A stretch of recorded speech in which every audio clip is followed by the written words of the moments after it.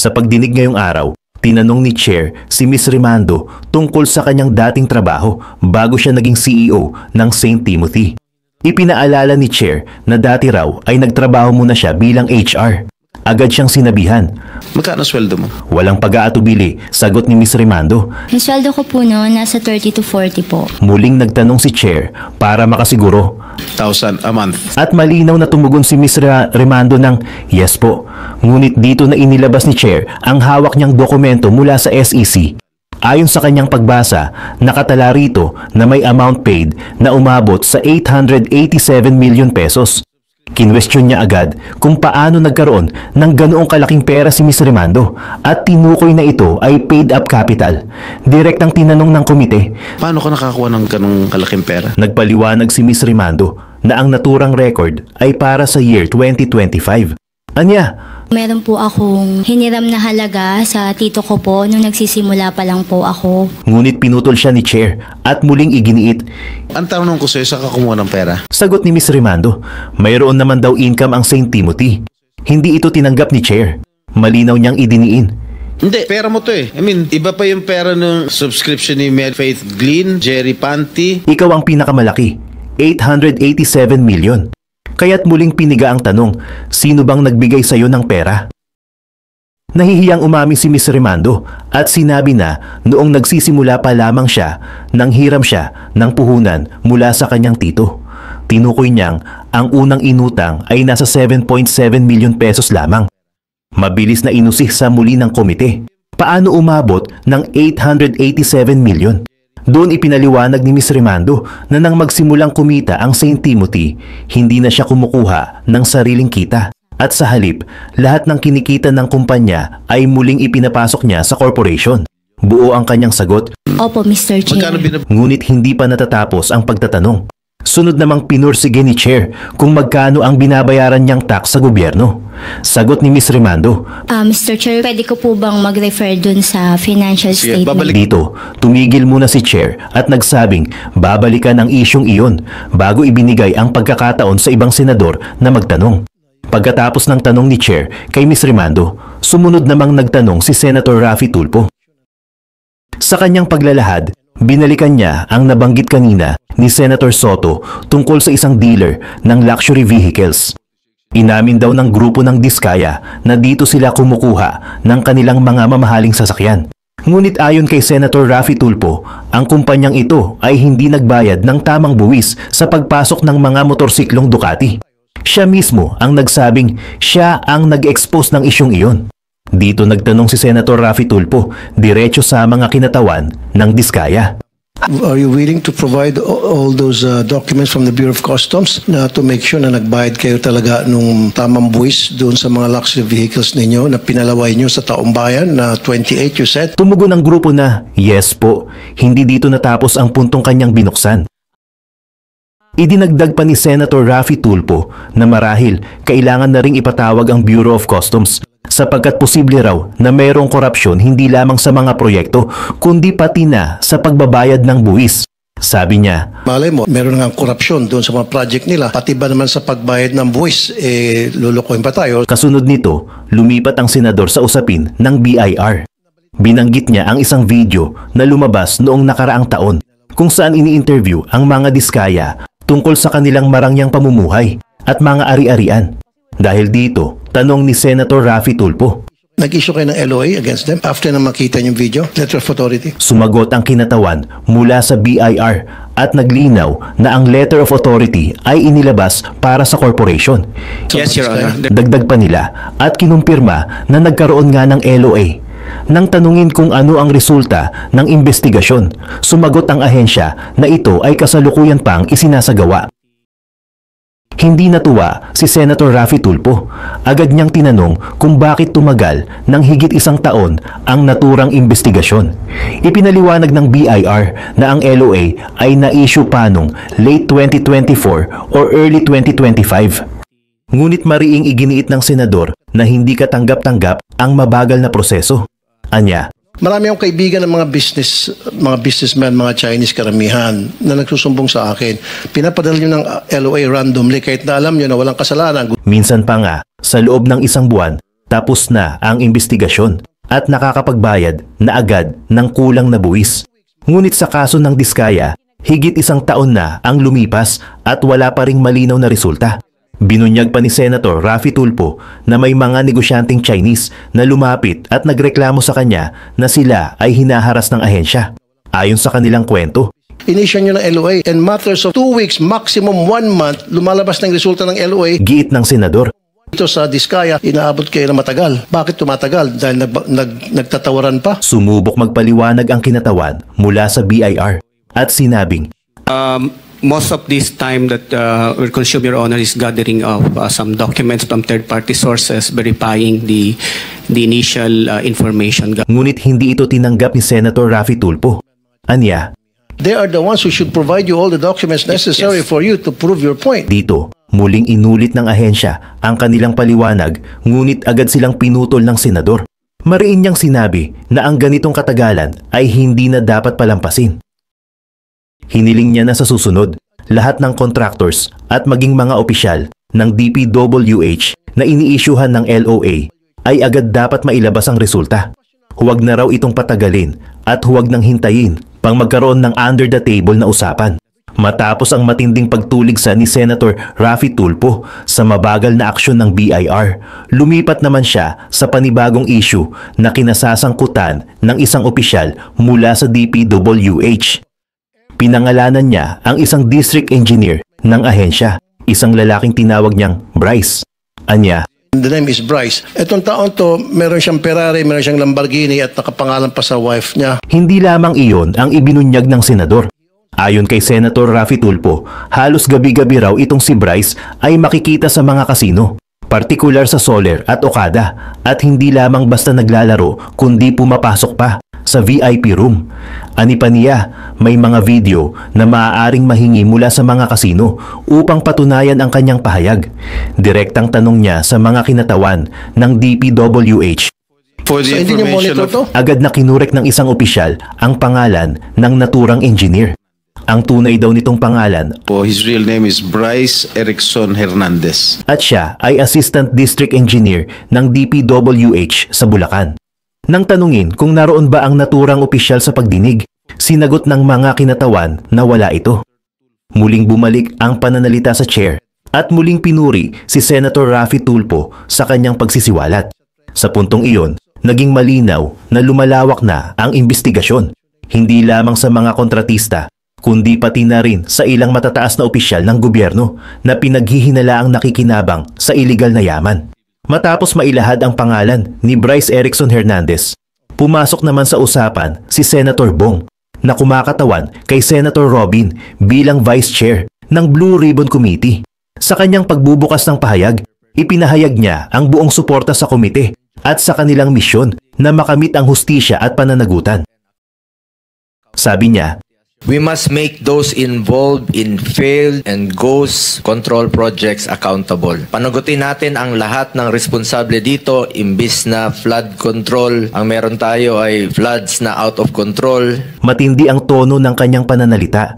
Giit ni Senator Bong, dapat managot ang lahat ng sangkot mula sa contractors, implementers, proponents, hanggang sa ilang legislators na nakinabang. Imbes na flood control projects na makakapigil sana sa baha, ang mayroon ngayon ay baha na out of control. Kapabayaang out of control, bastusan na po ito na out of control. Tinawag niyang gatasan ang mga proyekto ng gobyerno. Anya, Kailangan ng kahit anumang bansa ng infrastructure. Totoo naman po yun, kailangan natin ng infrastructure para umunlad. Pero huwag po haluan ng bastusan na gatasan. ipinaalala niyang totoo, kailangan ng bansa ng infrastructure upang umangat. Ngunit dagdag pa niya, huwag itong haluan ng bastusan at katiwalian. Matindi rin ang pahayag niya tungkol sa epekto nito sa taong bayan.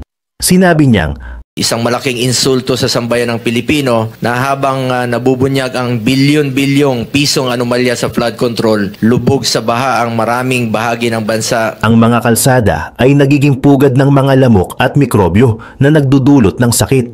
Kaya't hindi lamang pera ang nasasayang, kundi pati kalusugan ng mamamayan ay nalalagay sa peligro. Puno ng galit at pagkadismaya ang kanyang tinig nang banggitin niyang imbes na proteksyon, kapahamakan ang dala ng mga ghost flood control projects, habang ang iba'y nagpapasasa sa perang dapat sanay para sa bayan. Milyon-milyong Pilipino ang naghihirap at nagugutom. Tinawag niya itong hindi lamang simpleng korupsyon, kundi isang matinding kawalang katarungan. Dagdag pa niya, kung ginamit lamang ng tama ang perang ito, ilang Pilipino na sana ang napakain, napaggamot, nabigyan ng tahanan at naiahon sa kahirapan. Nakakagalit niya na mas malaki pa ang budget ng DPWH kumpara sa DOH. Gayong mas makabubuti sana kung ginamit ito para sa kalusugan ng taong bayan. Sa kanyang malupit na salita, mariin niyang inulit. Managot po ang dapat managot. Kapamilya man, kaibigan, o mga name dropper, wala tayong sasantuhin. Sa pagpapatuloy ng kanyang talumpati, mas lalo pang binigyang diin ni Senator Bong ang laki ng pondong nasayang sa flood control projects. Mula pa raw year 2022 hanggang 2025, umabot sa 1.2 trillion pesos ang inilaan para sa mga proyekto. Ngunit imbes na magdulot ng proteksyon laban sa baha, napunta lamang ito sa bulsa ng iilan. Upang ipakita ang saklaw ng naaksayang pondo, naglatag siya ng mga halimbawa. Ayon sa kanyang kalkulasyon, kung ginamit sa tama ang 1.2 trillion pesos, maaari sanang nakapagtayo ng 60,000 evacuation centers sa buong bansa. Sa halagang iyon, kaya rin sanang makapagtayo ng 80,000 health centers na makakatulong sa pangangalaga ng kalusugan ng taong bayan. Higit pa rito, 800 tertiary hospitals ang maaari sanang naipatayo upang hindi na mahirapan ang mga Pilipino sa malalayong lugar na magpagamot. Mariin niyang iginiit na ang mga proyektong ito ay mas makabuluhan at direktang makikinabang ang publiko kumpara sa mga flood control projects na lumalabas na ghost projects lamang. Ang pera ng bayan, ayon sa kanya, ay dapat nakalaan sa programang tunay na nakakatulong, lalo na sa panahon ng sakuna at kalamidad. Sa gitna ng kanyang emosyonal na paglalahad, sinabi niyang nakakainsulto sa mga Pilipino na habang sila ay nagdurusa sa baha tuwing umuulan, may mga opisyal at kontratistang nagpapasasa sa yaman mula sa pondong dapat sana ay sa kanila nakalaan. Isang malupit na larawan ng kawalang hustisya ang kanyang inilatag. Ordinaryong mamamayan na walang masilungan at umaasa sa gobyerno, kontra sa iilang nagpapayaman sa maling paraan. Pagkatapos ilatag ni Senator Bongo ang bigat ng nasayang na pondo, tumigil siya sandali at bumaling sa kasalukuyang pamunuan ng DPWH. Binanggit niya si Secretary Vince Dizon, ang bagong talagang kalihim ng ahensya. Sa kanyang mga salita, nagbigay siya ng pagbati at kumpiyansa kay Secretary Dizon. Ayon kay Senator Bong, kilala niya ang bagong kalihim bilang isang taong may kakayahan, may malinaw na track record at may malasakit sa bayan. Binanggit niyang matagal na silang magkasama sa ilang proyekto at nakikita niya ang kakayahan nitong ayusin at linisin ang mga irregularidad na sumira sa pangalan ng ahensya. Ngunit kasabay ng pagbibigay ng tiwala, nagpaalala rin ang senador. Sabi niya, mabigat ang hamon na nakaatang sa balikat ni Secretary Dizon. Ang DPWH ang may pinakamalaking budget sa buong gobyerno at ito rin ang ahensyang pinakakritikal. Dahil nakasalalay dito ang infrastruktura ng bansa. Dahil dito, dapat ay doble-doble ang pagbabantay laban sa katiwalian. Sinabi ni Senator Bong na ang mga nakaraang anomalya ay malinaw na patunay na hindi sapat ang dating pamamahala. Ang mga flood control projects na ginawang milking cow ay simbolo ng malalim na ugat ng korupsyon. Kaya't nananawagan siya kay Secretary Dizon na ipakita sa taong bayan na mayroong pagbabago. Isang liderato na tunay na magsusulong ng transparency, pananagutan at serbisyo. Dagdag pa niya, hindi lang basta pagbabantay ang kailangan, kundi konkretong aksyon. Dapat tanggalin at papanagutin ang lahat ng opisyal at kontraktor na napatunayang sangkot, gaano man kataas ang kanilang posisyon o koneksyon. Ang mga ghost projects ay hindi na dapat maulit. At ang mga pondong inilaan ng Kongreso ay dapat na dumating ng buo sa mga proyektong pangbayan. Sa huli, sinabi ni Senator Bong na bagamat mabigat ang laban, naniniwala siya na kayang baguhin ni Secretary Vince Dizon ang imahe ng DPWH basta't may kasamang political will at walang sinasanto. Sa pagpapatuloy ng investigasyon, Binusisi ng senador ang BIR kaugnay ng letter of authority na inisyu laban sa mga diskaya matapos lumabas ang mga video ng kanilang marangyang pamumuhay. Isang taon na ang lumipas ngunit ongoing pa rin ang investigasyon, bagay na mariing kinwestiyon ng senador.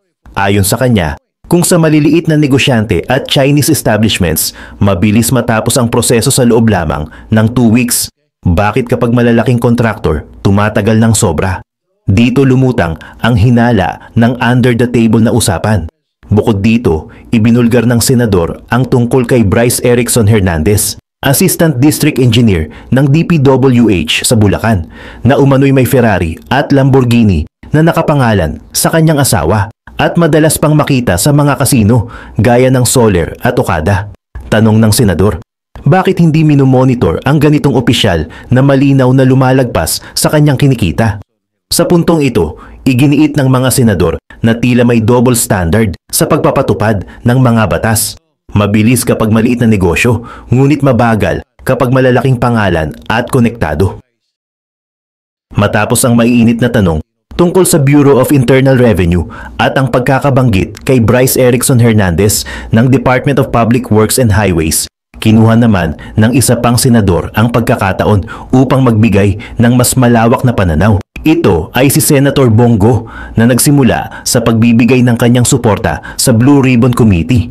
Bilang Vice Chairperson ng komite, mariin niyang sinabi na ang kanilang tungkulin ay panagutin ang lahat ng may sala. Binanggit niya na imbes na flood control ang makamit, ang nangyari ay floods out of control. Tinukoy niya ang kapabayaan, maling implementasyon at kawalang responsibilidad mula sa contractors, implementers, proponents at maging ilang legislators. Anya, Kapamilya man, kaibigan o mga name dropper, wala tayong sasantuhin. ipinaliwanag ni Senator Bong na ang mga proyekto ng gobyerno, partikular na ang infrastructure projects, ay dapat makatulong sa pag-unlad ng bayan.